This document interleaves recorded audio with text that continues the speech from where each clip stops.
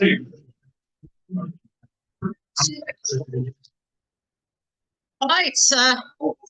a few minutes late, I'm afraid, starting. Good evening, everybody, and welcome to tonight's meeting.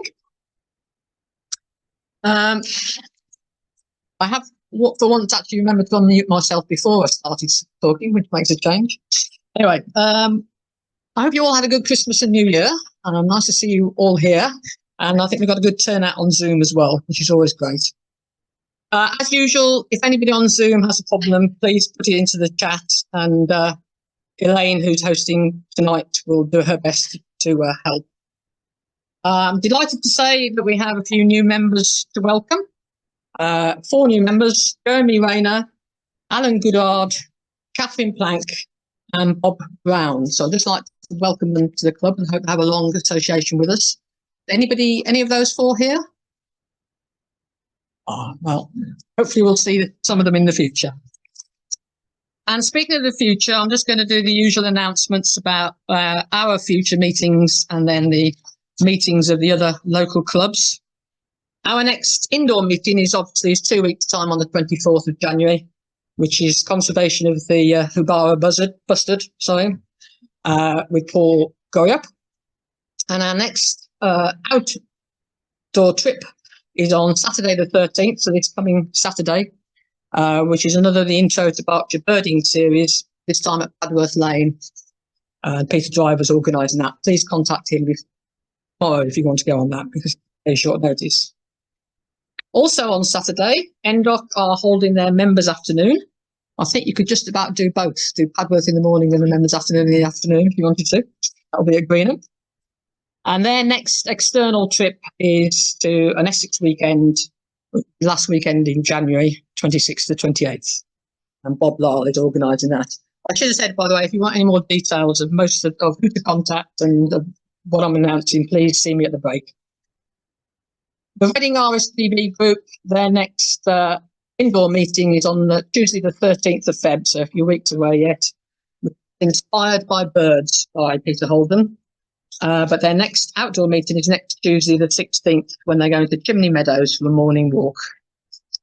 And the other RSPB group, their next indoor meeting is actually tomorrow, entitled Swifts, the Bird You Need. I couldn't agree more. Absolutely. You know, I've used to see quite a few around where I live, but they're becoming much more common now. And that's by Edward Mayer, who started the Swift Conservation Group. And their next external trip is on Sunday, coming Sunday the 14th, when they're going to Slimbridge. Coach trip, I'm not sure whether it's full or not. I know it was very nearly full recently. It might be worth contacting them if you are late and want to go with them. So that's all the forthcoming meetings. Does anybody have any others that they want to mention? Any other local groups? Nope. Well, I know one officer at least has an announcement that she'd like to make. She's put scowling at me because I said you'd have to come down here to talk to them. Make sure you heard it. They couldn't see that, though. I should have said it to them. Right. Our photographic competition is on Wednesday, March the 20th, and we've changed the format slightly this year. The 3 categories are the same, but you can only enter up to a total of 4 photographs, and they can be entered 4 in one category or however you want to put your 4 in, you can do that. And the reason for restricting the number of photographs is so that the judge can comment on every single one. Okay, so I need your entries in by Friday, March the 9th, please, midnight, Friday, March the 9th. And all the details are on the website. Okay. I look forward to that. I always find that a really good evening. There's some wonderful photographers out there, aren't there? Right. Any other officers got anything to say? Any other announcements? Friday the 9th, Friday the 8th. Okay. Yeah, just a quick look. You know, it's Friday the 8th is the deadline for the photographs. Right. What about recent sightings? Anybody been seeing anything interesting, exciting, or unusual in the last couple of weeks? Wax wings. Wax wings. That was you wouldn't have heard this on Zoom, but there's a small chorus of wax wings from the room. So hand up at the back. Very last day of last year, I went to Sting to see Short-Lived Owl. As the light was Oh, wow. That was a very lucky bird at the back of the room. Last day of the last year, Sainsmore's not only 3 short-eared owls, but 2 barn as well. That sounds like an extremely good outing. And at the back, Yeah, I've got a scared bit Sandford yesterday, which was really amazing. Next to came out of some bloody loads. excellent. And today on my Asda delivery round, I got less spot. Wow, that's all I can say to that. Now, for those of you on Zoom, the first one was a bitten yesterday. Did you say it? Sandford? Day before yesterday at Sandford Lake, so that's Stinton, yeah. And then a lesser spotted woodpecker at Winnersh, just flying across. Yeah, well, there was one scene in Wow. with the waxwings at Harfield. There was one scene with the waxwings in Harfield last week. So Yeah. there's definitely one around, but whether there's more than that, I don't know. Now, it's quite a way away, isn't it? So, sorry, they're saying, you're just saying that a lesser spotted had been seen with some of the waxwings in Harbourfield last week. I'm wishing I wasn't going on holiday on Saturday now. Go on. The waxwings were in Harbourfield because we haven't seen them. Would those of you who've seen the waxwings, where are they? Where's the? They've not been reported for the last few days. No, they haven't. They were in Harbourfield Garrison, isn't it? Down Poppering's Way. Sorry. Poppering's Way. Oh, okay. I think that was on Barks Birds, so you can have a look when they were last seen. Right. Any other recent sightings in the room? No. What about on Zoom? Anybody out there seen anything they want to report? No, nobody's waving at me or anything. The only birds I've been seeing are the ones that have been misplaced by the floods. Well, unusual ones, I should say, in that it's the first time I've ever had little egrets on the field behind my house, because it's normally dry. It's normally grass, but at the moment it's slightly wetter. Excellent. Oh, I did notice on Bart's Birds that those of you, if anybody's going out to Padworth on Saturday, there's been a long great white egret there for some time, and pintails as well. So worth looking forward to. Right, but it's time to move on to the main part of the evening. I'm just going to set up the slides first before I introduce our speaker.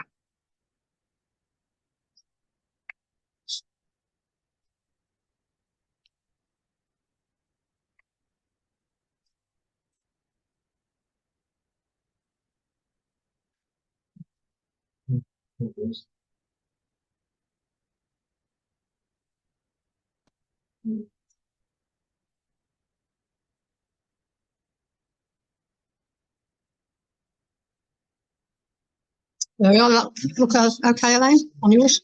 Excellent. Right.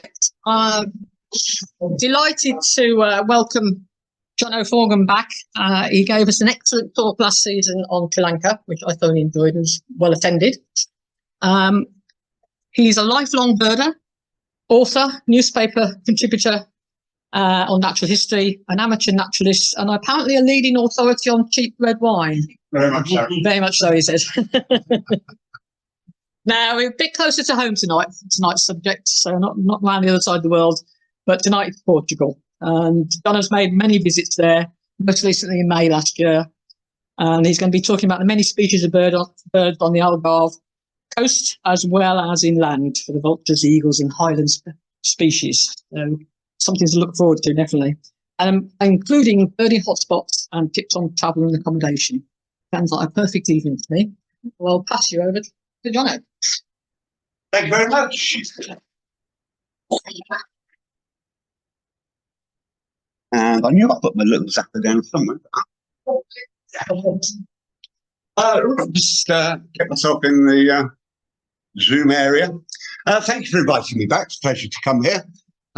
Joys of the M11, M25 and M4. And I set off middle of the day, so I enjoyed some fish and chips down the road when I arrived here earlier. Great to be back.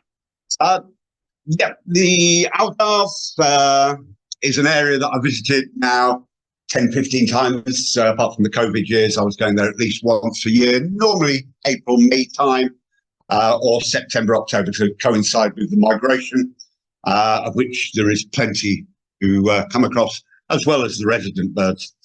The Algarve's a long strip of land. We just go to the first map here, which basically is Portugal, and down in the south, if I can get the, I have to do this for the Zoom people, apparently. So we've got basically, I've got to go up and then come down. There we go. We'll get there in a minute. There! We've got the Algarve here, all along the south. The airport is Faro. I live about 8-10 miles from Stansted Airport in East Hertfordshire. Consequently, I normally fly from there. Last May, I paid £83 return with 2 baggages on the plane, so I could take my camera rucksack and just my normal clothes rucksack as well. I tend to wear my walking boots and things like that when you get on the plane, so you haven't got too much weight. And then there is a perfectly good railway track that goes from the east in a town called Tavira all the way to the west in a town called Lagos, with plenty of stop-off points there. And the joy of that is that it's a 30-mile-per-hour train. So from Tavira to Lagos, you're looking at about 2 hours on the train, and it goes through endless orange groves and near wetlands. So on your first day there, you can start to pick out what looks really good and get off at that particular point. There are plenty of books available on the birds of the Iberian Peninsula and the reserves to go. I think Google will come up with any of those. If we zoom in a bit closer, we now have the main towns. You can see Faro there, bottom right, by the Park Natural de Rio Formosa, which is quite an extensive area. And in Faro, there's a marina where you will be offered plenty of birding boat trip. Don't bother. They will charge you about £25. They'll put you out on an open boat, and they will, like they do in the Camargue as well, they will rejoice in showing you the flamingos. And you'll be lucky to have anything else pointed out to you. You'll see plenty. If you're there at the right time, there's always the possibility of a Caspian tern and things, or stone curlew. But they profess to know about birds, but they're more interested in putting you on the boat. And there's anyway. Having done the Algarve coast, we'll go inland a little bit, and we will head up to Monchique, which is there. Which is about an hour's drive inland from Lagos. I don't hire a car when I'm there, but there's a chap in the Algarve called Simon Watts. He's from Manchester originally. He's lived in the Algarve for 30 years. He's involved in all sorts of conservation projects, going into schools, going into colleges, universities, taking students out and getting them involved in all sorts of aspects of ecological stuff. But he also runs a guiding tour. About 7 or 8 years ago, he was charging £100, and you get in his car, he pays for the petrol, he pays for your barbecue meat, which you have in a tiny little village, which is absolutely wonderful, and he will take you to places that you will never ever. Massively knowledgeable. On one occasion, he took me to see a bird, which he told me never to tell anybody that it was there because it's a very, very rare species. But he said, we'll get there about 2:15. He normally comes in and sits on that branch there, which was 4 minutes the day I was there. She came in, sat on the tree, and her partner, who he said she lost her original partner 3 or 4 years ago, she's probably about 18 years old now, and her partner's about 9 years old, and came down, fantastic, cracking views, not permitted in photographs.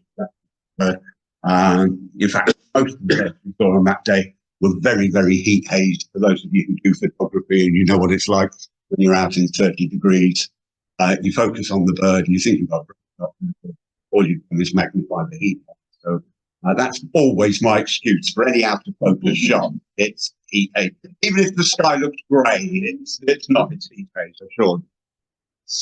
A few bits and bobs, travel arrangements. There are many companies that fly to Faro. It's quite a busy airport.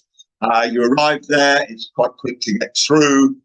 There's a bus that takes you to Faro town centre, drops you off at the station, only costs a couple of euros, goes on a very regular basis, so there's no problem there. If you are in a bit of a rush or it's a bit late in the evening, there's also a taxi service. That's about 20 euros to get you about 8 miles into Faro itself. I've also put down here Porto. We will be mentioning Porto as well a little bit later.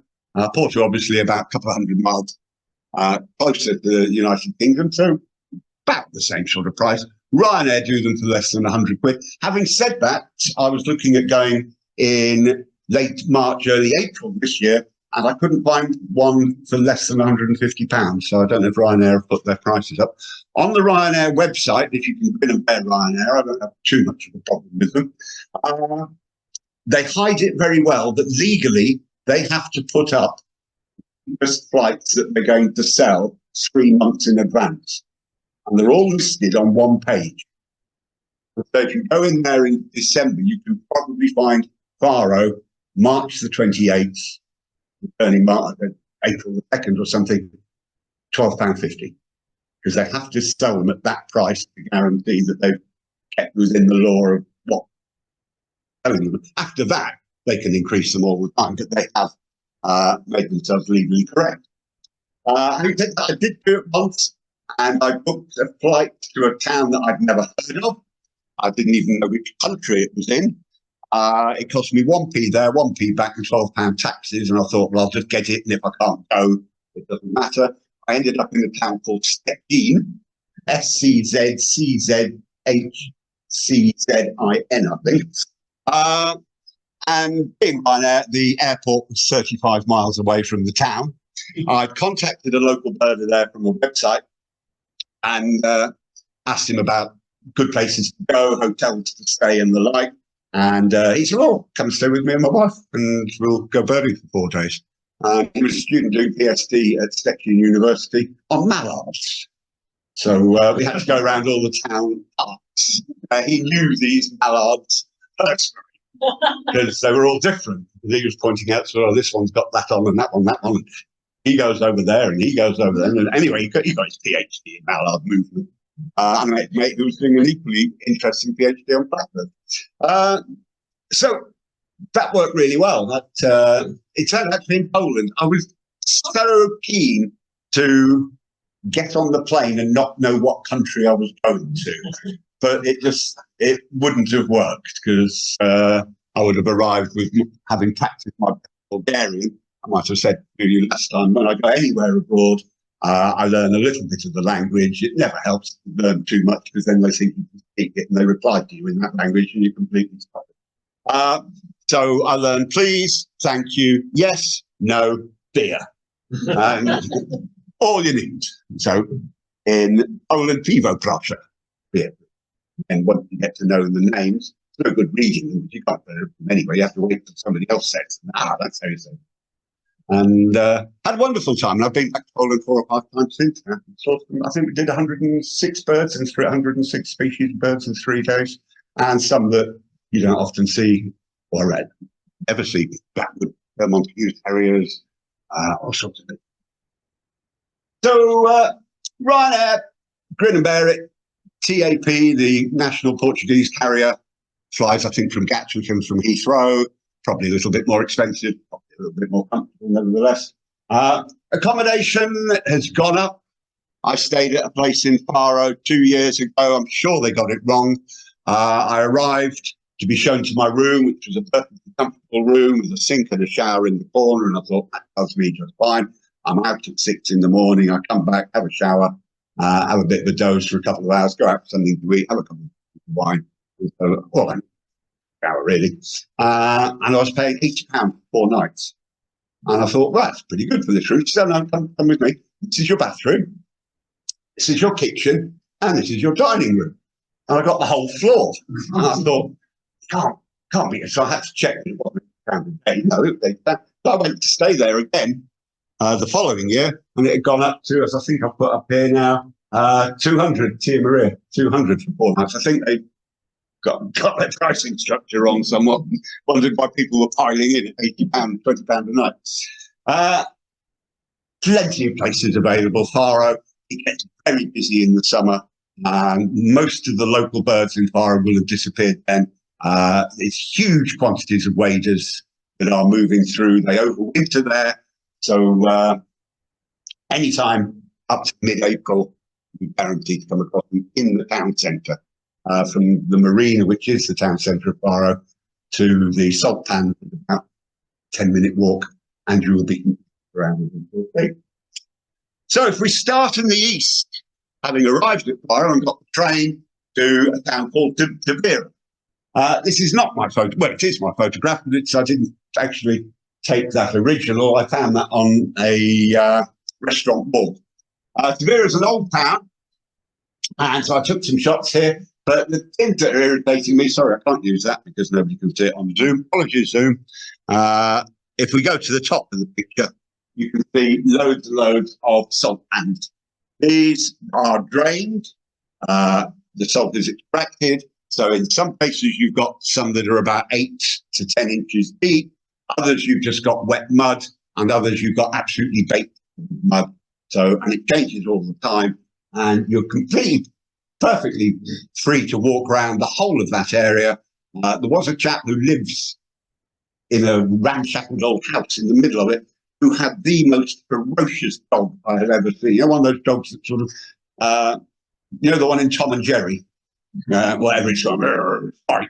Well, it looked more aggressive than fight. And he was on a chain that would hold an oil tanker to a harbour. So I didn't venture that way, even though there was a hoopoo sitting on the roof just behind him. So, and if we zoom in a bit closer, we've got the old Roman bridge across the Tavira there and the new footbridge here. And it's just a lovely place to stay. On one occasion, I stayed in a bakery there and got custards, those donata Portuguese custards for breakfast every day. And it's only 10-15 minute walk again to the salt pan. We walk out to the town. The river there is tidal. Cormorants, herons, egrets, kernstones will be found on the river at low tide. And it's mainly the bar and restaurant. If you're into botany, superb. Just the amount of wildflowers that grow here. It's very salty, as you can imagine. Habitat, so there's a lot of very hard, coarse, scratchy vegetation. But in there, huge numbers of birds. The one bird that seems to be just about everywhere is the Sardinian warbler. And they pop up, and the males will sit on the top, and they have got such amazing intuition as to when the camera is about to focus. The second you get it sharp, boom, it's gone. Amount of times I've got the most amazing picture of the top of the book. It really is quite startling. I think there must be, I mean, I notice it too often for it to be coincident, that when you actually use the autofocus, there must be some fault that goes out or something. As I've tried it in manual, and the bird doesn't disappear, but the photograph rubbish because my eyes are no good anyway. So what looks like focused in my eyes isn't on my camera. So updating my camera, so you'll probably notice as we go through a selection of photographs from mediocre to slightly better. So yeah, busy working, but as you can see, not often walked around. Nobody will stop you, and in the water, on the water's edge, you can just sit down and the birds will come to you. Another view, this is where the chap lives, in the house there. You can see a couple of stilts down in the algae there, and just different habitats as you go along. Portuguese for salt pans is salinas. So if you ever see and say salina, that's the way you need to head. And the first birds that always striking, I think, are hoopoos. For an orange and a black and white stripy bird, they are incredibly difficult to find in a tree. It really is quite amazing. You would spot them from a long way away. You normally hear them first with the hoopoo. They're constantly calling. They are everywhere. They're quite flighty. I haven't really managed to get too many successful photos of, one or two. The Portuguese call them greenkeepers, because they're forever on the golf courses. If you walk, there's one walk that I'll be taking you along a little bit later, which actually goes around the side of the golf course, and that's bolt-on guaranteed. So, waders are plenty. Black-tailed godwits are here. Black-tailed godwits, interesting. I came across a colour-ringed one at Kestrel about 8 years ago. Sent off to the BTO for details and gave the details of what it was. It was red over orange, yellow over brown. I sent all that off with a photograph. And they came back and said, "Oh, you need to contact this chap in Iceland." I contacted him, and he gave me all the details. He'd been returning to the Wash, and mainly Kestrel, for this was its 5th year returning. It had arrived within 48 hours every year of the same date. He then said that he ring this as a youngster in the nest in Iceland. But what's fascinating is that the males and females pair for life, but they obviously don't get on too well, because the majority of female black-tailed godwits come to the United Kingdom. The males head down to Portugal and Gambia and spend the whole winter apart. They get back together again at the breeding grounds within 72 hours. Because this guy's now got so much detail from all the ring colour rings he's put on. He thought, all right, that's orange over red, yellow over brown. Her partner is dark green over light green, whatever it was. And bang, there they are, 72 hours ago. If it isn't, if they're not back together again within 72 hours, it's divorce. So they'll go and find another partner. But to actually, I don't know how that time works. Somebody to fly from Kestrel and somebody to fly from the Gambia and arrive in Iceland at the same, within 72 hours. Quite remarkable. What we got here? Dunlins and a rather grubby grey plover. In winter, grey plovers migrate over to their breeding grounds in large flocks. You rarely see them in Norfolk in spring. Much more likely to see them individually or in 2s and 3s when they make their way back and stop off in Norfolk. But they like to do it one big hit, flocks of 300, very high. Dungeness has occasionally picked up a flock flying over with their recording device that they've got on the chimney there now to do nighttime migration and calling. So that's why you don't see too many grey plovers. And then if you're really fortunate, you get one in the fantastic summer plumage, somewhere around Kestrel or Clyde in early September, maybe late August. Plenty of them here. Dunlin, 5 different subspecies of Dunlin. Don't want to go into all of that. But you might notice some that have got more curve on the bill, some have got straighter, some have slightly longer legs. Most of these are the subspecies didn't see as far as I can make out. Probably means they're Icelandic. This one's just interbreeding plumage. Almost all of these are taken in spring, so they're still in Portugal in March, April. But for a Dunlin supply to Iceland is a matter of days. They go along miles an hour. What we got, 1,000 miles. They'll do that in 2 days. So they spend a lot of time in Portugal feeding. They might have come up from Northern Africa and just feeding there. When I was last there in May, I went to the Saline Ash as soon as I arrived, and it was full of birds. I left 4 days later, and there wasn't a wader there. They'd all gone. I just got there at the right time. If I'd been 4 days later, I wouldn't have had too much to look at. And then another one of the star species that I don't know how many photographs I've got of blackwing still. Myself every trip. I do not need any more photographs of black. Oh, there's a blackwing still. And out comes the camera, because you can always get that. Probably never will. So they are absolutely superb birds. And when you see them standing next to other their leg, it is quite amazing. And they'll breed by the side of the road. They are an everyday bird in the Algarve. And I did manage to get one Sardinian warbler. He would, of course, pose behind, not in front of the twig. This is a male showing the red eye ring. And that was just a bit of patience. I could hear him scratching away. They've got a very scratchy call that comes from deep inside the vegetation. And they do have a habit of popping. It can be quite good. So I managed to get away with that one. More black-tailed godwits. Again, winter plumage. Another miserable cold Dunlin. That was a cold grey day. Not always hot in the Algarve, so do take a jump. It can get a little bit nippy sometimes. Then a green shank, just coming into its summer plumage.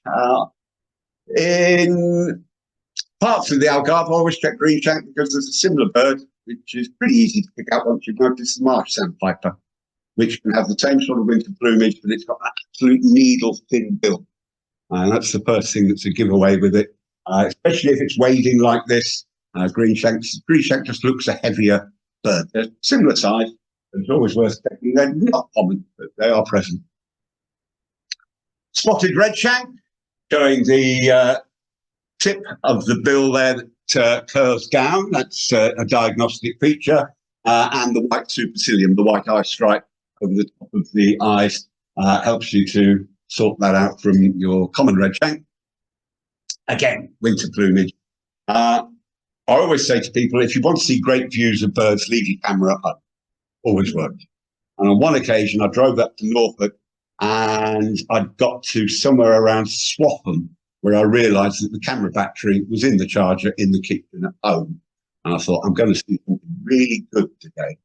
And I got to one of the places in Norfolk, I can't remember which one now, and there were 5 spotted redshanks, all standing next to one another, and they got themselves in order of plumage.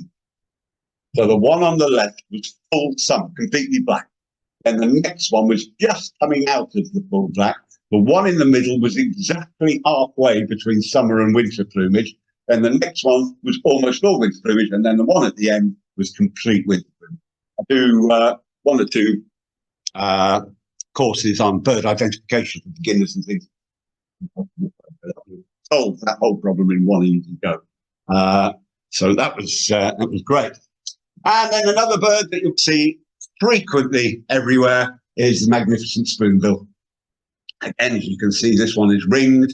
If I see it on the rear Formosa, they've got a recording system there. Most of them are ringed on the nest to bring. So they'll be done as youngsters want to hatch. This is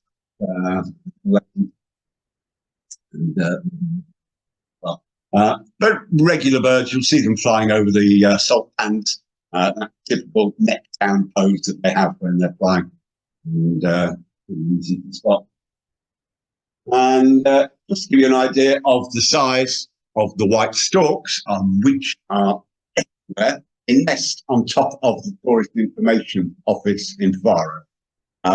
You will see them March, April, flying over the town with huge amounts of sticks, building their nest. Have a look at the nest when you're there, because it gets to about 5-6 feet high. They add to it every year. They return to the same nest. In fact, some of them aren't actually even leaving now. They're overwintering. And other birds nest inside the nest because it's so huge. So wait till the stork comes in. Out come sparrows. I've seen a black redstart come out of a stork nest as well. So just wait to see what comes out. So stork and spoonbill there in breeding plumage, or just coming into breeding. And then what have we got here? We've got sandalling at the back and a curlew sandpiper in the front. Again, this was just sitting by the salt pans, quietly keeping myself to myself. And these birds are so busy feeding before their migration flight that they were totally oblivious to me. On 1 or 2 occasions, I've actually had to rein in my 600mm lens to take it back to the 300 to actually fit them in, because they're almost walking over your feet. So curlew sandpipers, we very rarely see them in that plumage in Britain. It's more of an autumnal bird in North Norfolk. Likewise with the stirling coming with a fantastic red colour. Quite heavy duty bill is a good giveaway with handling compared to the bird. And again, sorting out your Dunlin from your curlew sandpiper, you can see there a longer, thinner bill and a much more prominent white strip on the curlew sandpiper. Here is a marsh sandpiper. You can spot the bill straight away. The greenshank uses it for probing in the mud, and as you can see here, the marsh sandpiper uses it for picking insects off the surface. So it's much more the pain, really. But you can see the likeness in the plumage, but it does look a lighter bird. See, it's got similar coloured legs. Waders' legs are always a difficult thing to go on because half the time they're covered in mud. I had a friend recently that thought he got something really unusual. He got some lovely photos, very close-up photos of knots, but they'd all come out in the mud and they'd all got brown legs. And he just thought, not have yellowy green legs, and these ones haven't. So what are they? So, that was a good bird to see. And a terrible photograph, obviously heat haze, of Kentish plover. If you see plovers running around all over the place, they're invariably Kentish plovers. They're the Linford Christies in the bird world. Little ringed plovers and ringed plovers will do the running well, but not anywhere near as well as Kent. We'll see more of them later. White stork in flight, huge, 6-7 foot wingspan, really spectacular. And it's just lovely. You get off the bus and you walk to the marina, and there's yellow-legged gulls, and above, storks flying. You think, oh, I'm somewhere where there's good birds here. I'm good to be here. And then just a general selection of bits and bobs as I'm walking. Nothing untoward there. A couple of mallards, black-headed gull, 2 spotted redshanks, and black-winged stilt. Again, emphasising the length of those legs next to the spotted redshank. The first thing you can see with the spotted redshank is that white super.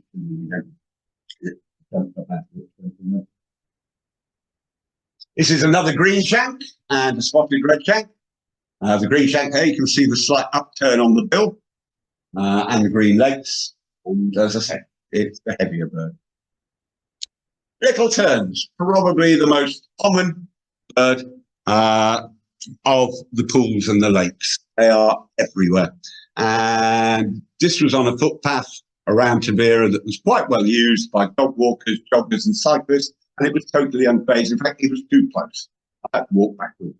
And still couldn't get them in frame. And, but super to see. Absolutely lovely. And then the Iberian wagtail, yellow wagtail, grey-headed yellow wagtail, species Iberica. Again, relatively common. Hear them, like most wagtails, you often hear them before you see them. And they're quite inquisitive. They're in no rush to go anywhere. They can pose quite nicely for a photograph as well. That's a photograph of a painted flower. Just coming into its breeding plumage, it becomes a really russety brown, orangey head and the mantle, and slightly longer legs. It's extended its toes there as well. But it's a super bird to see. Again, it's one of those that reminds you that you're somewhere else and you're not in Britain. The only issue I have when I'm in foreign parts bird watching is occasionally I'll meet up with somebody. Another story from Poland was that I was doing some work at the physics faculty at Poznan University some years ago, and the chap who was in the biology department next door, an arborealist, was a keen bird watcher, and he'd heard that I was there and I was keen on going bird watching, so he took me out for the day. And as is often the case, when you go out with somebody in their local terrain, they're seeing the birds that they see every day. So we walked past often, just through the thing. Well, we came across a rhino. Oh, there's that rhino. Breasted tittle. Carried on. Whoa, whoa, whoa. Can I have a look at these things? Oh, there's a monstrous harrier down there. And the black woodpecker calling up there, and the middle spotted woodpecker over there. Only time he got his telescope out was to look at a missile. Because the missile thrush is quite a rare bird for there. On another occasion in Poland, there was 10,000 bean geese in a field, and in it was apparently one pink-legged goose. And my mate, Zbyszek, stopped because he wanted to see the pink foot. Whereas I think 1,000 of those, and if I see 10 bean geese in Norfolk in a winter, I'm really pleased. So got to be a bit careful with that. Texas blubber is one, yeah, they'll just walk past it and not think you might do with a ring collar. Another white stork in the town centre, just as I was walking back to my room. Wood sandpiper, very migratory bird, and they pop in on stock all along the Algarve, but normally only for a few weeks, both autumn and spring migration. There's one or two places in Norfolk where you can pick up them every year, but much more likely there. Fairly obvious bird with those green, with the bright yellow legs, and quite sturdy bill, and just more speckled than our average everyday green. And then cattle egrets, again, absolutely ubiquitous. You'll get them in fields just outside Faro. You will see hundreds of them flying. Of course, you can hire a car. The other thing in Faro to get about with, if you want to fancy it, is QR code, and you can get an electric scooter. And you can just leave it wherever you finish. So you can just park it, switch it off, next person comes and collects it from there, and off they go. I've seen one or two people being rather not particularly clever, going round roundabouts and coming slightly unstuck. So, I personally wouldn't use one, but I don't know where the insurance is. There's no helmets involved or anything. Right, from Tabira, once you've travelled all the way around, excuse me.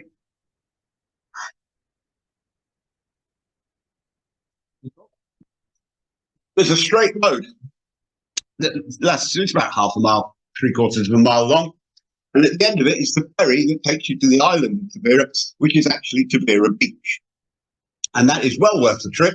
One, because you get a little boat trip, it only costs €1 return. B, they've got some brilliant bars and restaurants on the beach, all nicely set up, all boarded and everything, and covered from the sun, and sensible food. And as always in Portugal, very good red wine for not a lot of money. And the boat trip, it only takes about 5 minutes across to the island. There you can see in the distance the place where you're going to land. And you can get it from Tabira town centre, and it'll go all the way along the river. Or if you've done your birding and you're walking, it's quite advisable. Actually, the saison, Four Seasons restaurant is where you get it from. And off we go. And, splendid. And on one occasion, I hadn't got the camera out of the rucksack at the time. Caspian turnover took a big red bill that they've got. And everybody else makes their way to the beach and to the bars and the restaurants. I'm off into the sand dunes and see what I can find. On one occasion I was here, it was an incredibly hot day. I really shouldn't have been there. I left my hat, so I hadn't got a hat. I've got t-shirt and shorts, camera and my binoculars and a small rock. But it was about 34, 35 degrees and it really did cook me. Woodchat shrike. Woodchat shrike is in Portugal the same as our swallow. One swallow doesn't make a summer, one woodchat shrike. But everybody in Portugal knows when the woodchat shrike come. They're not birds. They're relatively common. You will see and hear them. Splendid bird. A little bit later in the year, if you're there, the easiest way of finding them is if you find a thorny bush, look for any mice or beetles that have been impaled, and that will tell you there's one around, because they're like all shrikes, they will take their prey and build up a larva on a barbed wire fence or a sawwood, anything that then they go on the barbed and leave it there. So if you see these mice hanging off things, they'll be there because that's what they do. That's normally an indication of a woodchat being around. And the other bird, again, it's a town bird. You'll hear it in Faro town centre. You'll hear it in Tabira town centre. The terin, with a wonderful song, very musical, fluty tune that you can hear from just about every tree when you walk around. It's great to see. In the distance, I flushed this stone curlew that came out of the sand dunes. Migratory bird again. Heading to wherever, maybe to the Brecks. It certainly won't be in the sand dunes of the Beach. Southern marbled white butterfly. Butterflies can be amazing there, but they're all a bit tricky. I think there's something like 115 blue species in the whole of Western Europe. And unless you get a really good photograph of them, you never go get that. But that one obviously looks like marbled white to me. Does actually look like marbled white. And even more common species, the clouded yellow, which is a migrant over here. That is basically the back of the beach, the sand dunes. That's where the stone curlew was. In there were wheatears, linnets, seed-eating birds, and the yellow flowers that you can see everywhere are these. They're called Hottentot pink, and you get them in yellow or purple. And they're flowering the whole year from April onward. Spectacular flowers. Very succulent leaves, but obviously in sandy, salty soil. So a very hardy plant.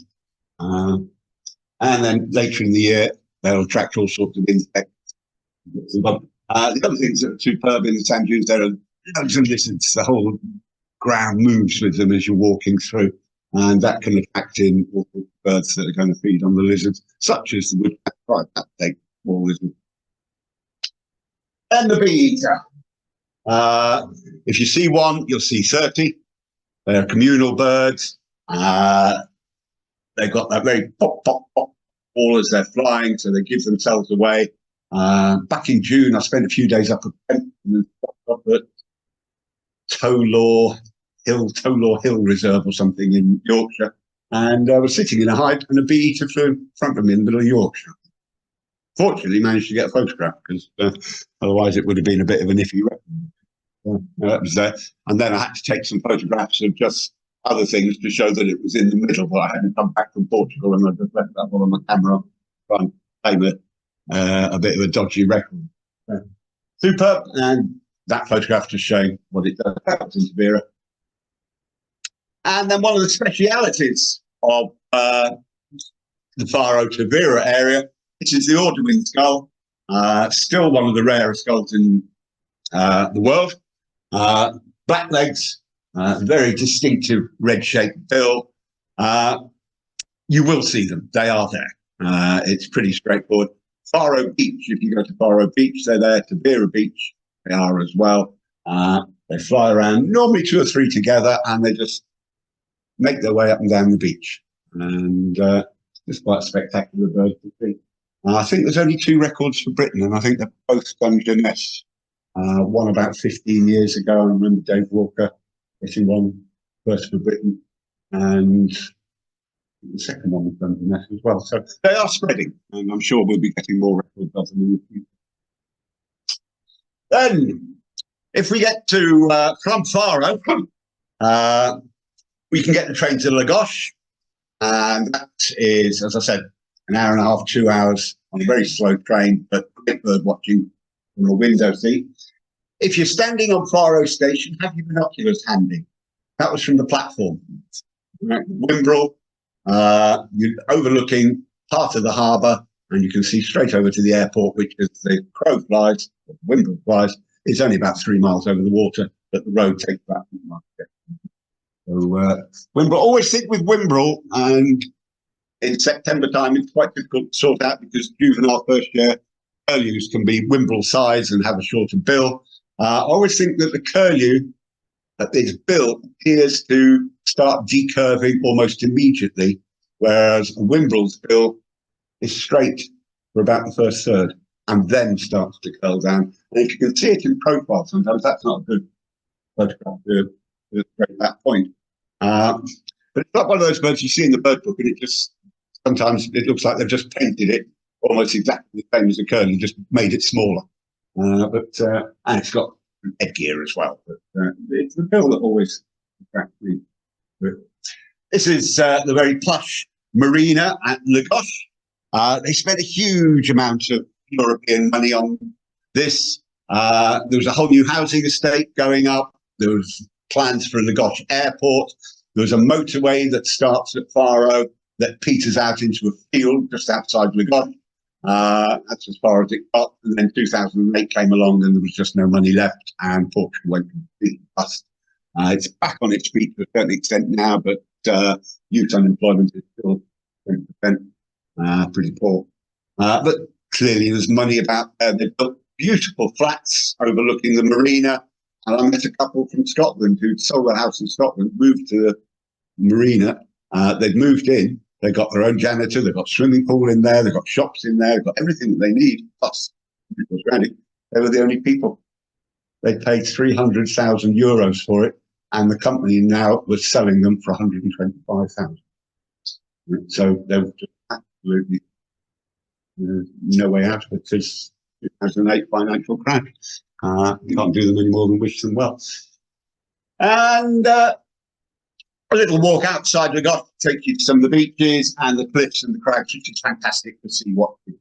Also from Lagos, you can get the bus a little bit further out to the most westerly point of Europe, called Cabo de Vicente. And as you arrive there, there's a hot dog salesman selling hot dogs, fast hot dogs before New York. Oh, it's a white stork again. To show that they are all over the place. Turnstone, messing about in the river, low tide. And then one of the birds that everybody, if I'm doing a tour of Portugal for people, one of the birds they most want to see is the winged magpie. Just a bird to see. Only two parts of the world where you can find them, China and southern Portugal. Starting to spread a little bit further north in the Iberian Peninsula, but around Lagos, Faro is their hotspot. It was thought at some point, did Portuguese travellers take them with them on the boat to release them in China, or did they come back from China with them? They've done DNA, and they are two separate, distinct birds. Same plumage and everything, winged magpies, but not genetically connected at all. So, and again, when you find one, you'll find 3, 4, 5. Housings. They love housings. Again, short grass. You'll often find them with hoopoes. Very easy to identify, even in flight, long tail to the magpie. In Lagos itself, there was an old brick factory, nice bit of conservation. They knocked down the brick factory, they left the chimney because the stork has returned to that nest for 30, 40 years. You see, that bird is 6, 7 foot tall when it's standing up, stretching its head, then gives you an how big that nest is. Looking somewhat precarious. And then probably the least used station in Portugal, Rio Grande. What I like to do on my walks is get lost, basically. So I just get off at a station and I sort of try and get my bearings. I think, well, I'll come east, so I need to walk back west to get to Lagos, but I'm going to go this way, I'm going to go that. And I had a fantastic one. It was what I enjoy doing the most, is just walking and seeing what I find. And if I don't see anything, A, I'll be very surprised, and B, I'm not particularly bothered. It's just a great place to be. So I got off at this hugely underused station and walked for 3 or 4 hours. I arrived at a bar, had a drink there, and asked I speak a little bit Portuguese, asked the barman how far it was to Lagos, and he looked at me as if I got 2 heads, and he pointed down the road, and Lagos was 20 yards round the corner. He didn't quite couldn't comprehend as to how I didn't know where I was. And the town was, I was literally, 400 yards from the marina. One of the birds that you will come across, as I said, golf courses, everything will be the fantastic. And again, that's another bird that I do not need any more photographs of. Still. And then very distant and not very pleasing shot of a roller. It's a bird, remember the crow family. It's a bird that's numbers are decreasing. It's a summer migrant to Portugal, so it arrives at any time as from the middle of March, and is normally left by August. Tends to spend a lot of its time on wires, looking into fields. Its main prey are mice and lizards. And I've yet to get a decent photograph of one, and certainly one in flight, because underwings are absolutely stunning with blue. But it's another one of these birds that its overwintering habitats in Africa are being denuded and reduced and in some cases destroyed, and with our cooking and things like that, why the numbers are rapidly decreasing. 15 years ago in the Camargue or in the Faro, I would have no trouble with the roller. I haven't seen a roller in around Faro now, 4 years. This is the only one I've ever seen, and this was out the other side of the Gulf. And then the bus from Sagres to Capo São Vicente, which is the tip of Portugal. And this is sea watching country and Eastland. Absolutely brilliant. Home hunting, and it can get very stormy. These cliffs are absolutely superb. There is no health and safety here. You can walk, you can sit on the cliffs. There's guys that surf here, right, and then just sort of aim their surfboard at the cliff, and they manage to get away with it. There's guys rock climbing, abseiling, all sorts of things. And that's basically the coastline for about 5-6 miles. It really is quite rugged. It brings with it certain species of birds. There's another view looking right to Cabo, the lighthouse and monastery right at the end. That is the corner of Europe there. On a good day, telescope. I don't often take telescope with me, but if I'm going here, I do. Great Shearwaters, Balearic Shearwaters, gannets by the literally thousands and thousands again. Other bits and bobs, there'll be all sorts of wild bits. I got caught in an absolute thunderstorm here on one occasion. It absolutely hammered down. I could see it coming in from the Atlantic. T-shirt, short, camera, and at the end of it, I didn't have a camera. It destroyed it. Got it on insurance, but it was only the third day into my 6-day trip, so that was a bit disappointing.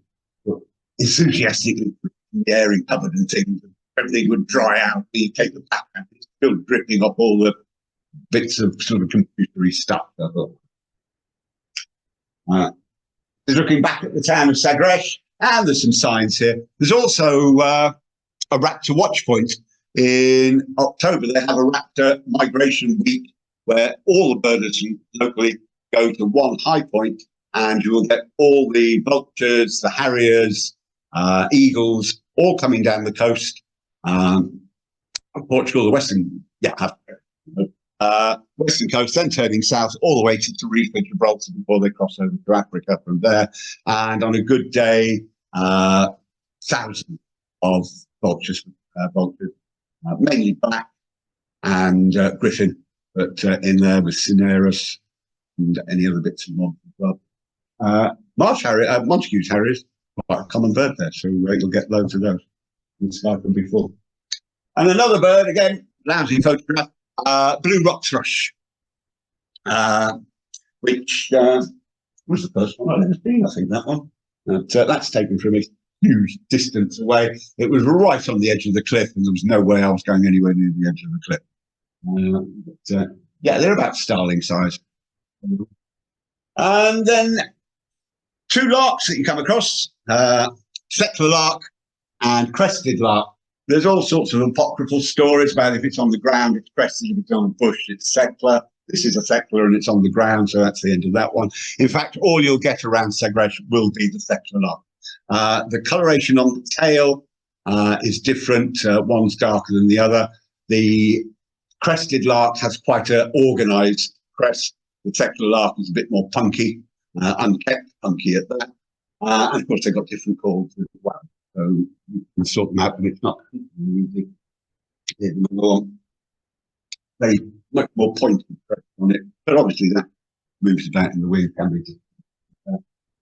Yellow-legged gulls everywhere. Wheatear, again, migrants. Black redstarts in Germany, they're called hatch redstarts, and you find them in back gardens and things. It's only in Britain where they're less than common. Plenty of them about. And then choughs, which are great to see. I've seen the chough in England or Wales for years. I haven't been up to South Stack or Pembrokeshire for many years.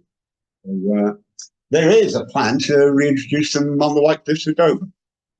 So that could be good. So that's later this year. Stonechat, typical Heathland bird, male stonechat. And then just before the interval, some of you who were here last time when I gave my talk on Sri Lanka may remember I waffled on for a little while about the school. I established this school in Sri Lanka in 2017 to help disadvantaged youngsters to improve their written and spoken English. We mainly aim it at teenagers. I set it up with a friend of mine, long-time friend, naturalist, Anoma Algarve, who oversees the day-to-day running of the school. We rent a building for £130, £140 a month. We had to pay all of that money during COVID to keep the building, which is a shame, because we didn't have any students coming to us. I went over 2018, spent some time there with these wonderful students, and it's all done on fundraising. We get no government grants from Sri Lanka or anything like that. In 2019, I walked from my front door in Little Haddon, Hertfordshire to Cromer Pier, 152 miles, 9 days, best pub crawl ever, and raised £4,000 from friends and family and a few businesses. Thought we were very generous as well. On another occasion, I gave a talk to 250 people in the theatre in Bishopsthorpe at the Mayor's charity event, and that raised £3,000. So we had lots of money. Unfortunately, COVID ate through that. So I'm doing a bit of fundraising at the moment. Here they are doing some of their work. This is a previous building that we had in 2018, which wasn't ideal until we found a much one we now have. Here we are with some of the students. If I can just pick out one or two here. Middle row, third from left, in the blue, is a little girl called Hansika. She's 19 there. She comes from a hugely poor background. Parents had absolutely no money at all. And she was absolutely diligent in coming to school every day. She arrived early, she'd sweep the floor, she'd clean. I'd ask her what she'd had for breakfast. On a good day, she would have had a Jacob's cream cracker. And as you'll see in the next picture, there's nothing of her. So I used to take them, Sri Lankans call nibbles and snacks short eats, and they do some. You don't have promoters and coffee first thing in the morning. I'll take all the students. And then 2018, 19, I returned with some of the students at the back there. We get them from Travel Tier. There are mainly students that are doing marine biology. They volunteer to help at the school. Anoma is the leading authority on whale migration south of Sri Lanka, and so he can get them the best data. We've now established a turtle hatchery as well, so the students work at the turtle hatchery, collecting the eggs from the beach, rearing on the youngsters. So yeah, we got Praneeth in the red and spotty dot down there, barking he was. He's now got a job working in a computer tech shop, English required. And then the girl at the end in the red and white, she now works in a hotel, as does her friend next to her, Ash Miller. And yeah, Hansika here in the blue. Here she is, 2018. She was 18 years old there. And as you can see, there's absolutely nothing of her. She texted me in 2021, beginning of 2022, said that she got an interview for a job in a 5-star hotel on reception. Brilliant. Excellent. So we set up a Skype session and we talked about the interview. She had a 4-hour written English. She then was left behind the counter with somebody who was vaguely more proficient than she was to work out the computer system. Now, this is a 5-star hotel where you've got people that have been at Heathrow for 3 hours, on a plane for 12 hours, 2 hours getting through Colombo Airport, and then 2 hours to get to the hotel. They're probably not in the best frame of mind for somebody who doesn't know what they're doing. So as it happened, they were all very understanding, and she worked it all out. She got the job. She earned more than the combined income of both her parents. She tells me she spends most of it on hats and boyfriends. And just to show you the difference, here she is now at work. So that's what it was all about. It wasn't any other reason. We just wanted to help people that basically in Sri Lanka were getting no help at all. Consequently, here comes the hard sell. Oh, yeah. We also, during COVID, because they weren't being able to get out to the shops, we put Anoma here on the left. We put some boxes of things together, colouring pencils, papers, some lentils, rice, a few children as well. We did about 250 boxes, and Anoma very kindly put myself and the mayor on the box for a donation to Mine Garden, and they were all given away, and we got videos of all that. About a month ago, I was asked by the RSPB group in the town where I live, or near where I live, to give a new talk, and they wanted one on places that I know in Norfolk that many people may not. So I've been bird watching in Norfolk for over 55 years now. And so consequently, I did this talk. I went up, I took photographs of the habitats and the areas, took map references. And then I was going to write, well, I did write, and so at the meeting, guide to 16 of the places that you might not be familiar with in North Point Pools, Helling Quag, Hunstanton, Lighthouse Car Park, places like that. I came to print it out and it just became prohibitively expensive with printing ink and the price it was. So I decided instead I'd print one copy and I'd have it here for anybody who wants to peruse. And if you want to put your name down and your email, I'll email you for a copy of it tomorrow on the understanding that I send you my bank details and you make a minimum donation of £5 to Mindguard. If you don't feel pressured, I will be outside having a cigarette. I don't know anybody. If it's of use to you, please do come and have a look. If I see anybody with a notepad writing them down, I might be tempted to charge. I also do guided tours in Norfolk, ideally placed here. If you're staying in Norfolk, I'll drive and pick you up from the hotel or the accommodation. We'll spend the whole day out bird watching. If there's specific species you want to see them there, we can go find those. Obviously, no guarantee on that. If you just want a nice day's birding at places you're not familiar with, I'm happy to do that. I charge £100 for the day. That includes my time, my 250-mile round trip. So, and that money all goes to the Mine Garden. I think it's 140, 180 like that. If you're coming from here, I live just off the M11, so you could park outside my house and I could drive from there as well. So if you fancy that as a day out, there's my business card with all my details. So do have a look. Thanks for the first half, and see you in the second. Thank you very much.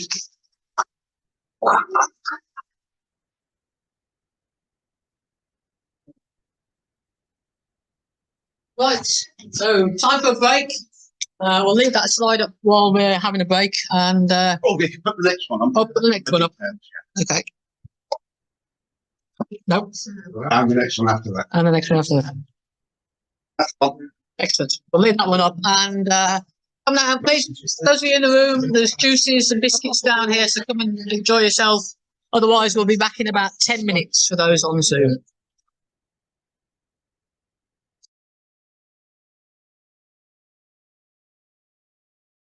Everybody to the second half of the evening.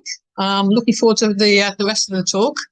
I just saying to, I know I've only visited Portugal once, which was in '97, but I have a feeling I might be tempted back sooner rather than later. Right, I'll pass you back over to Jono.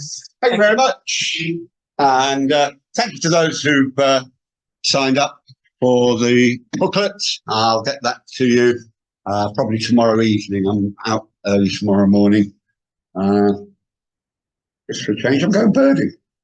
So, into the Haybridge Basin around Malden and Atherton Reservoirs, I think, which will be absolutely amazing. So I'll get that to you tomorrow. So, yeah, thanks for those. And the email will have all my bank details, minimum donation. I'm very grateful indeed. And as I said, £130 a month, so 25 to 30 quid is a substantial amount. Great place. Oh, should we have an interval? So back onto the muds. We're now back in Faro itself, Ria Formosa, and then to a town called Fuzeta, which is back to the east. You can walk it, it's probably about 15, 20 miles, but I like to get the train, see what you can see out the windows, and kick off with a common sandpiper. And then the one that everybody wants to see are the flamingos. So there's not huge numbers. So when you come across them, there are plenty of them in one place, but you can go a whole day without seeing any at all. And due to their diet, they are anything but pink. Ones in the Camargue are much, much pink. And these are white flamingos. They're still basic flamingos, same species. It's just that the crustaceans that they eat, the prawns, and the shrimps don't give that pink hue to their plumage, or not so much. The one thing that in the town of Fuzeta that absolutely amazed me was that there's lots of little fishing villages by the station, and it was just one long row of house martin and occasionally red-rumped swallow nests, which are different. They've got sort of entrance to them. So they make this little doorway It goes along a tube and then the nest at the end, whereas the house martin will make nests that just that shape. So, and they're just everywhere. It sort of confuses me a bit that you've got these house martins that are flying all the way up from sub-Saharan Africa. And they get to Portugal in February, March. It's 25 degrees. It's sunny. There's plenty of mud for nest building. There's a huge amount of insects. And they think, I'm going to go to Hull. So most of them stop there. And it just seems why something would bypass that, presumably because that's where it was originally from. So it feels it should go back to that.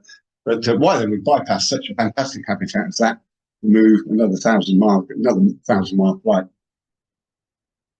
And here we have the crested lark, much more pointed in its crest there. But apart from that, you wouldn't be able to tell just from that shot as to whether it was secular or crested. Another stone cat. And then we've got some little skinks, tiny little things. Again, in a plumage that you very rarely see in the British Isles. Absolutely marvellous.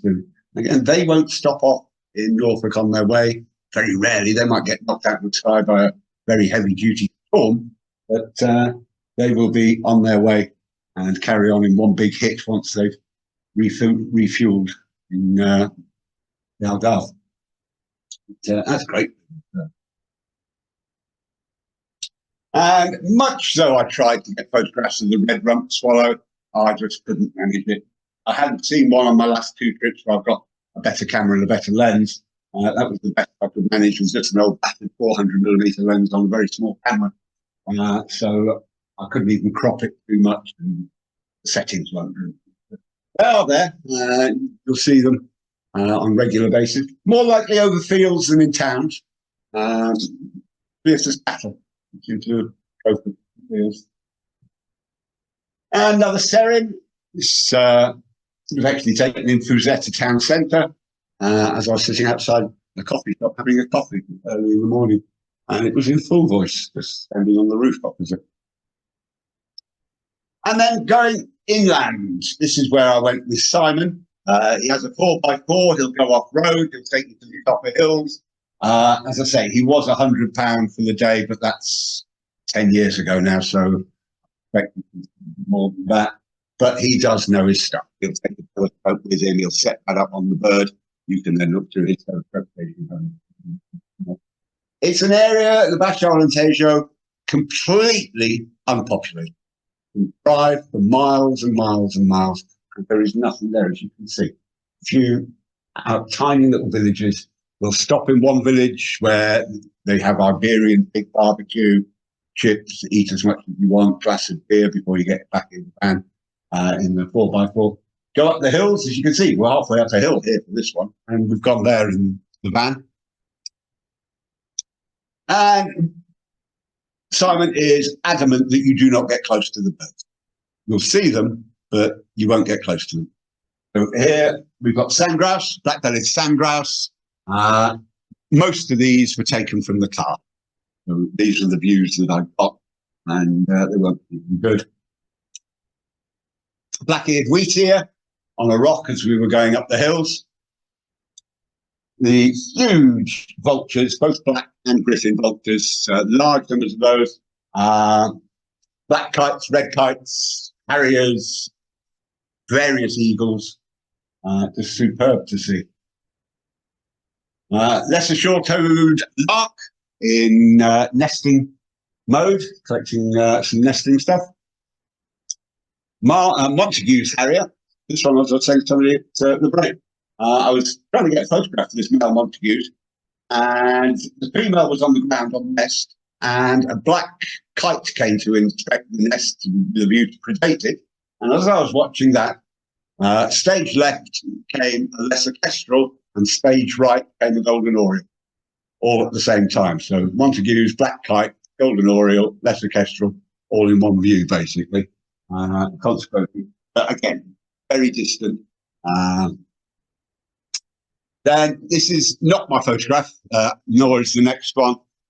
Both both were hugely heat hazed, and again, Simon is absolutely adamant that you don't get within about 700 yards. The nesting bustards, in this is the little bustard, are very prone to deserting the nest at any sign of disturbance before. So he'll keep you in the car, and he's a cracking little bird, and then the huge bird as well. Probably, I would say we were 3/4 of a mile away from seeing those, so I can't say I got a great view. Well, loads of them, but through the heat haze, through binoculars, it wasn't even worth it. Another bird we saw there was a great spotted cuckoo that flew over. Here we've got the Iberian great grey shrike, again taken from the car as we were driving along a lane.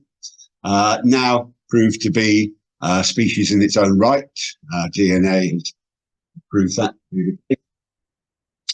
And then we go north.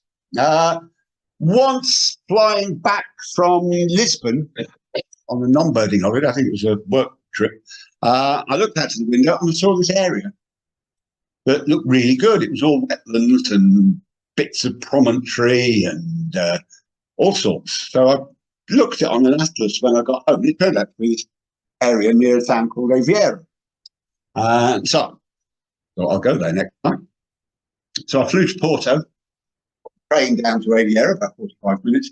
Lovely. It's the Venice of Portugal. It's out and with gondolas, very expensive gondolas, didn't bother with, but a beautiful city.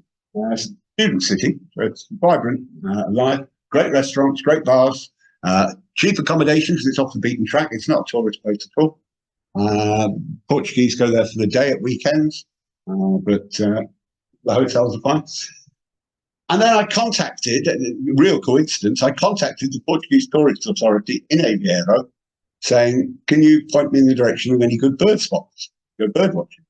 Well, they came back with an email within 48 hours saying, real coincidence, we've literally had a city council meeting about how we want to promote Aveiro for bird watching in nature. So they said, if you're coming here to do your photographs, can we have your photographs? Yeah, sure. What do I get in return? They said, well, we'll pay for your travel and we'll put you up in the hotel for 4 nights.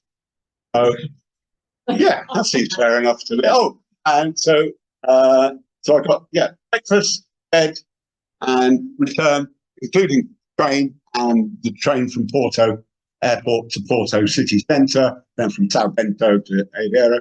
Got all that for nothing. I took 200 photographs. And they appeared in a little brochure that going around. It's a lovely place, a great place for a weekend.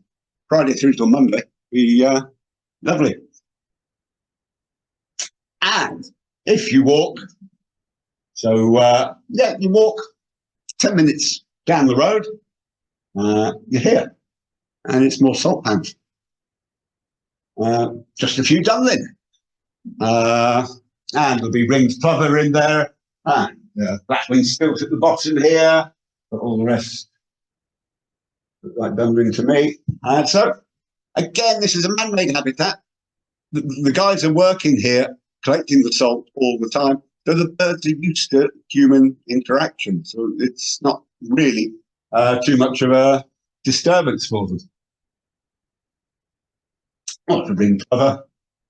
So, yes.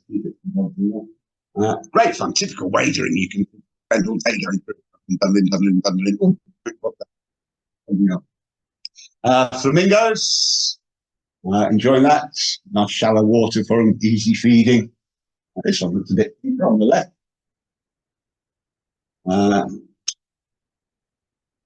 Shallow, see. And dreadful photo. That could be black kite actually. And, the joy of it is that after a few hours birding, you can walk back into the town, have some lunch, and go back again. Another one, kite, black red start in the town centre, posing with its ladybird food. This one was really dead keen to have its photograph taken.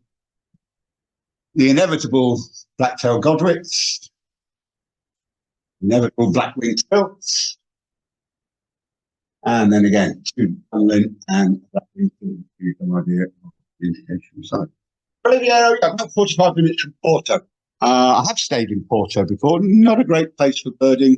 I went to the beaches along there on the coast. Didn't really get a great deal. I'm sure if you go up the Douro inland from there, which I haven't done yet, I haven't read anything that's attractive. It seems like a lot of walking, a lot of driving, not much public transport. Whereas there's buses everywhere. More stilts. And then, rather fortuitous, a melodious warbler. That if you've ever heard them singing, they're not melodious. I don't know where they get that name from, but a good find, not a particularly common bird for northwest Portugal. Again, some of these birds you come across and you take it for granted. I tend to send my records of birds to the local bird recorder when I'm abroad, if one such exists. And on one occasion, I set my whole list from Tavira, or from my whole trip, but broke it down into different days. And I've seen a lesser white-throat. Didn't think anything of it. It was a lesser white-throat just before I got on the ferry to go over to the island, actually. And I put that down. Well, I got an email back the following day. Any photographs of the lesser white-throat? Yeah, but not a good one. But I heard it on call, named it on call, then it popped up, a couple of photographs and got against it. Said, I'll take the word for it, because it was a record for Portugal. Never occurred to me. But they don't migrate that far west. In Poland, they're not moved for. They're everywhere. North Norfolk, on a good day, you can see lots of lesser white-throat. But no, they don't head towards Portugal at all. So the photograph actually did feature as well. I saw this in the distance, and I could not make out head nor tail of what it was. I was walking to some old fishing barns and huts for the salt guys, and I could see this at the top of the tree in a different silhouette, and just couldn't work it out. So I had to go and investigate. Bloody cockatiel. On another occasion, at Tavira on one occasion, I looked to the very far corner of one of the dry, very solid, absolutely burnt dry salt pans. Right in the far corner was what looked like a really strange bird. I couldn't make it out. I'd only got my binoculars with me in the sun, it's a bit silhouetted. So I walked all the way around. I carried on, kept looking, and it had moved, but it was still there. Got a bit further, clambered up, just got my binoculars on, so it was just down at the floor here, red-legged partridge. 45 minutes. But the worst, I don't know if anybody had this, it was in Norfolk actually on one occasion. I looked over a field, and right in the far corner of the field, at the bottom of the hedge, actually on the hedge, not on the ground, but on the hedge, was a roller. I thought, absolutely superb, right? Got tinges of blue, quite a lot of brown. There's a little bit of green around there, which might just be the light, I'm not quite sure. So I couldn't get across the field, so I had to go a footpath. I kept checking every time I could see that particular thing, and it definitely had turned round, and it's definitely in the hedge, not on the ground, which is very unusual for a roller unless it's feeding. I got closer and closer and closer. Rusty Kestrel oil tin. Absolutely waste of time. But yeah, that was another one. That's 30 minutes to try and escape. Common sandpiper not having a best of days by the looks of it. It's a bit fed up with itself. And then a dunlin and into a little bit more breeding plumage than we saw previously. Kentish plover. Splendid bird when it gets into that plumage, really good. It's right little bird. And then more dunlin, you can see it's a grey wet day here in Wheatear. But nevertheless, it's pretty good. And just a joy to see.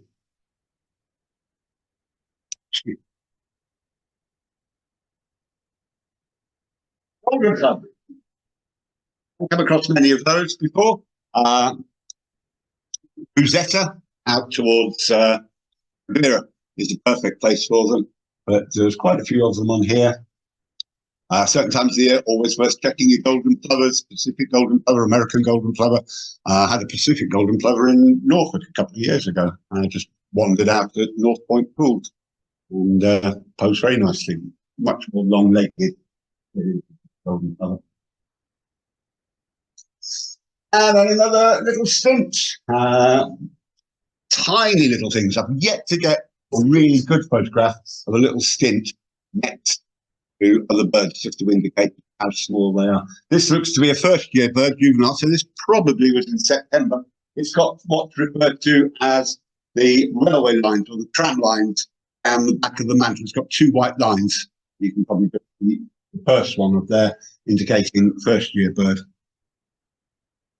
And another inevitable where there's water. This is amazing. This water is about 5-6 inches deep, and these birds are diving into it. I think they'd end up just sort of in the mud.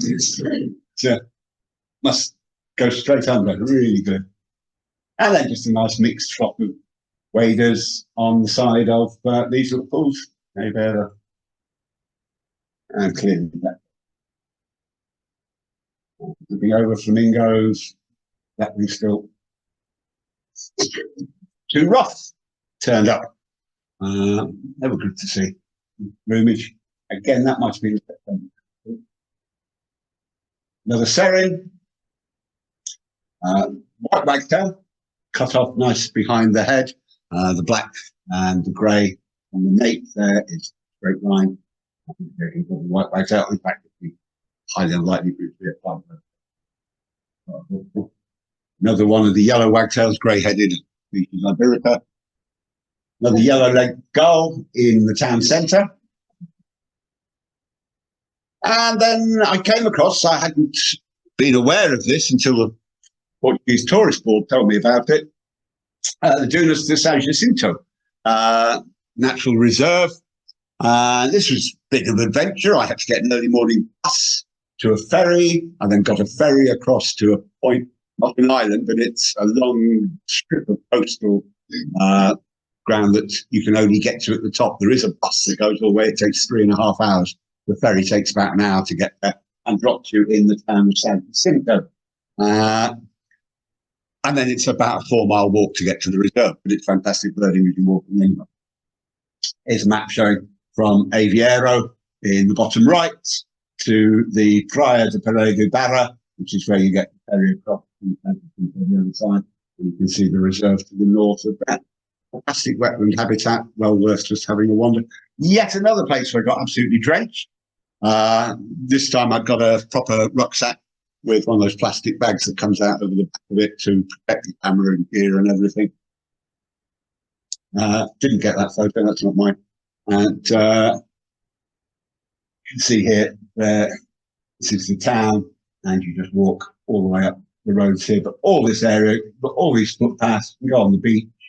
This is private, this is all RAF, Portuguese RAF and Army base. Early morning crossing and into the town of São Jacinto. And then once you're in the reserve, there's large boardwalk. You can see the habitat, mainly coniferous. So woodchat, shrike, serins galore. There's a big lake in the middle of it with all sorts of ducks, mainly mallards, some pochard, bits and bobs in there. Lots of warblers you've got to get onto really quickly. Crested tits, fire crests, gold crests, coal tits, marsh tits. All very active, all typically busy in coniferous settings. So pretty difficult to get the binoculars on them, even more difficult to get decent photo of them. But I followed this boardwalk and frequently distracted by endless lizards, both on the sand and on the wood. Came to the pond. You can see here, there is a hide there that I think was probably constructed circa 1625. And I do highly recommend you do not go in it. It is completely rotten. It's on 4, the exaggerating, 3.5 legs. It's at an angle. It's sinking into the ground, and 3 of the planks were missing from where the bench was. So it looked like a good place until you got to inside it. I thought, no, keep that on the miss. And this is just a place where you sit and wait because things are going to come and go. Great heron. Black stork appeared on one occasion, white stork coming down to feed on the grass at the side. Just a lovely lake in a woodland setting, a little bit more unusual. And a black-tailed godwit has had serious damage to its bill from this angle. I don't know what it looks like to you, but that's straight there. That's just going over the curves. Looks like a corkscrew from here. Sorry for the people on Zoom. We've got a really bad fold in the screen. And more of the same. Bee eaters, again, just can't get enough of those. I can sit and watch them for hours now. Just really good. And both look like adults there with blue full tail. And then a bird we haven't seen yet. This is the horrendously renamed. Most of you, I hope you refer to it as a fan-tailed warbler. And if anybody thinks of calling it a zitting sister golden, please think again. Dreadful name, absolutely horrendous name for a bird. Manhattanization. All our bird books that are printed in this country now and written in this art, slowly but surely being aimed at the American market. I've got a book that's Wages. It's a brilliant book by Tony Proctor and a few others. Excellent, but aimed at the American market. Collins are now aiming at market, so it's Jaegers and Loon in the new Collins guide, not Divers and Stewart. And, I know it isn't a war. Bearded Reedling, Bearded Tits, another one thing as well. Probably more with that one. But anyway, splendid little bird, and admittedly, it does, when it comes out of the hedgerow or the reed bed or the grasses, it just goes along and it zits it, and then goes down again. So, fairly common, but not easy to actually get a good view of one. And then a few butterfly species. Not too sure if that's a wall brown or the continental version of a speckled wood. They're very similar. Not convinced on that one. And then a green hairstreak, which I haven't seen for many years. The last one, best place for green hairstreak is Cliff Bird Reserve, the RSPB reserve in Kent. They seem to do really well there. And then surprise, and I don't know why it surprised me. I looked out to sea, out to the Atlantic, and there was rafts and rafts of common scoter. Now I just sort of associate scoters with cold water, Norfolk. It never occurred to me that they must go somewhere in the summer because they're hanging around in Norfolk. And yeah, there was plenty of them there. I hadn't got scopes. I don't know if there was any velvet or surf or anything else in there, but they were just really scopers. And presumably on a good day, they're going to be iders and other things as well out there. So maybe worth a sea watch. It's about a round trip of about 10 miles carrying your telescope. You might give that one a miss. And then back to a good old crested lark as I sat having a beer back in San Jacinto, where the ferry was parked in front, literally in front of me. And I looked at the clock and it said, right, going at 5 o'clock. Right, 5 past 5, 10 past 5, 4 past 5. I was sitting in the coffee. I turned round and eating a huge meal with bread and wine with the captain and the two crew of the ferry, who decided that they weren't going to go at 5 o'clock, they were going to go at 6 o'clock. So they finished their meal and then went back to the board again. Dragonflies as well, lesser emperor, now moving into Britain. And then finally, marsh frog. Surprisingly, you might want to know that, in fact, it is the Iberian yellow striped frog. That's it. That's with a really great way of coming up the top and then. And then the last one is at Porto Airport, of all places. I dumped my luggage, my rucksack with my bits and bobs in, had to go through onto the plane, and I just had my small camera bag with me. So I went out for a little wander. Crag martin on the outside the airport, and they're breeding. It's all concrete pillars and things there, and they're breeding underneath there. So if you're ever at Porto Airport, crag martin, and again, they're very confiding because there's people there all the time. So it's a really good spot. So anyway, that was a bit of a whistle-stop tour for Portugal. As I always say, if anybody is planning on going there and they would like further details, my email details are there. Don't hesitate to contact me. If you want to stay out in Norfolk, let me know. If you want the guide, and have a look through that if you haven't already had a chance to look through it and you fancy that. And I say, I'll get very much for inviting me again. It's been a real pleasure. Thank you. Thank you.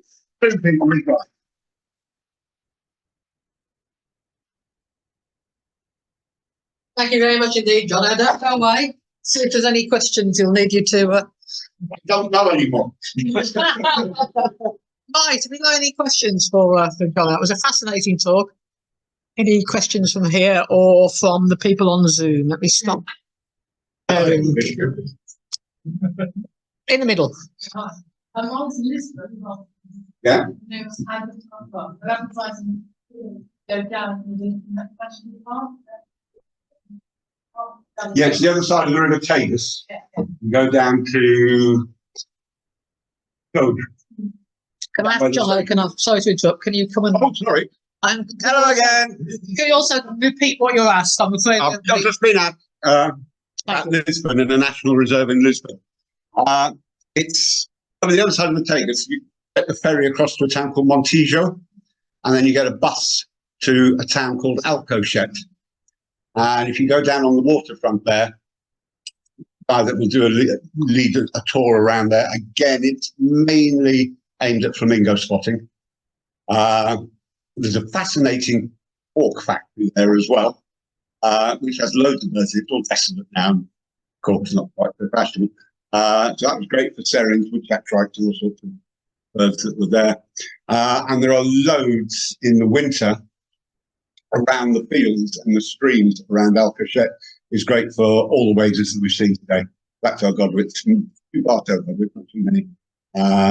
Avocet, thousands of avocets. The best place for a bit of bird watching actually in Lisbon city centre is the Botanical Gardens. Okay. Yeah, get the parrots. Parrots, yeah. Yeah. I was going to say spotless star would be good there as well. Yeah. Yeah. Just a bit of a climb to get there.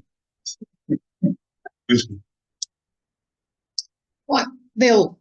I have two, please. Yeah. First one is in the Algarve. Do you get the three that you get to the Andalusia? You get crested coot, black, white-headed duck, and marbled teal, or do they not get one? They've all gone. Oh, that's Purple gallinule, the purple swamp hen, as it's now called, they're very common. Again, if there's a pond on a golf course, they'll be in there. The marbled teal, they probably are still present. I think Simon did some work with them. Crested coot are very mobile. They not really favour one spot. So, and the white-headed duck, all this stuff the RSPB are doing. The last white-headed duck I saw was at Walsey Hills in North Norfolk. Well, didn't tell anybody. Somebody thought it was a ruddy duck when it shot it. But yeah, I'm sure they're present. I haven't come across them in far, but that may be too salty a habitat, and then inland too dry. Up in the Asher Alentejo in July, it can get up to 42 degrees. It just burns to a crisp.